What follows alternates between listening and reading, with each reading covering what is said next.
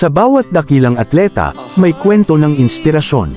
Sa likod ng tagumpay ni LeBron James sa basketball ay ang kwento ng kanyang pag-ibig, isang kwento ng tiwala, sakripisyo, at pagkakaisa kasama si Savannah Brinson. Tara't balikan natin ang kanilang true-to-life love story dito sa NBA Love Story. Taong 2002 si LeBron James ay isang 17 anyos na basketball prodigy mula sa St. Vincent Mary High School sa Akron, Ohio. Ngunit sa kabila ng kanyang kasikatan, may isang dalaga na agad kumuha ng atensyon niya, si Savannah Brinson, isang softball player at cheerleader mula sa karibal nilang paaralan, ang Buckle High School. Sa isang panayam, noong 2018 sa Cleveland Magazine, ibinahagi ni Savannah James ang kwento kung paano sila unang nagkakilala ni LeBron James. Noon isang kaibigan nila ang nagsabi sa kanya na hiningi ni LeBron ang kanyang numero. Sinabi ni Savannah, ang sagot ko, hindi, ako na lang ang kukuha ng numero niya. Pagkatapos, nagdesisyon siyang tawagan si LeBron, at dito nagsimula ang isang kwento ng pagmamahalan. Inimbitahan ni LeBron si Savannah na manood ng isa sa kanyang mga laro sa basketball at pagkatapos ng laro, nagkasama silang dalawa kasama ang ilang kaibigan upang kumain sa Applebee's. Ilang linggo matapos nito, nagkaroon sila ng kanilang unang date na sila lang dalawa sa Outback Steakhouse. Mabilis na naramdaman ni Savannah na totoong mahal siya ni LeBron, dahil sa isang panayam noong 2010 sa Harper's Bazaar, ibinahagi niya, alam kong mahal niya ako. O nang maiwan ko ang tira kong pagkain sa kotse niya. Nakalimutan ko na ito ng tuluyan, pero dinala niya ito pabalik sa akin. At sa tingin ko gusto lang niya ng isa pang dahilan para makita ako ulit.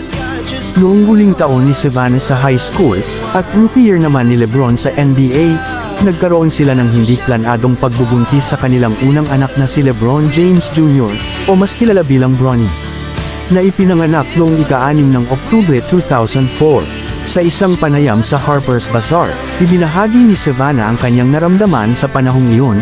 Saad niya, iniisip ko, ano ang sasabihin ko sa mga magulang ko? Ano ang mangyayari sa kanyang career? Sobrang natakot ako. Umiyak ako ng gusto. Pero sinabi ni LeBron, hindi ito magiging hadlang sa akin, at hindi rin ito magiging hadlang sa iyo. Ipagpapatuloy natin ang dapat nating gawin. Si Bronny ay sinundan ng kanyang nakababatang kapatid na si Bryce, na ipinanganak noong ika-14 ng Hunyo taong 2007, at ng kanilang bunsong kapatid na si Zoe Nova na isinilang noong ika-22 ng Oktubre taong 2014. Maagang nagkaroon ng pamilya ang dalawa, ngunit hindi ito naging hadlang sa kanilang pangarap. Bagkus, ito ang naging pundasyon ng kanilang matibay na relasyon. Habang si LeBron ay nagiging isang global superstar, hindi maiwasan ang mga pagsubok. Ang pagiging laging nasa spotlight ay nagdala ng pressure sa kanilang relasyon. Ngunit sa kabila ng lahat, nanatiling matatag si Savannah bilang katuwang ni LeBron. Noong 2011 sa New Year's Eve, nag-propose si LeBron kay Savannah sa harap ng kanilang malalapit na kaibigan at pamilya. Isang simpleng tanong ang naging sagot sa isang dekada ng pagmamahalan, will you marry me? Taong 2013, ikinasal sina LeBron at Savannah sa San Diego, California. Sa harap ng kanilang mga mahal sa buhay nagpangako sila ng habang buhay na pagmamahalan. Ang kanilang kasal ay puno ng kilalang personalidad at kanilang matatalik na kaibigan, pero sa kabila ng lahat, ito ay isang intimate at emosyonal na selebrasyon ng kanilang kwento. Ngayon ang pamilya James ay isa ng halimbawa ng maganda, masaya at matibay na pamilya. Habang si Savannah ay isang dedicated na ina at philanthropist, habang si LeBron ay patuloy na nagbibigay inspirasyon sa court.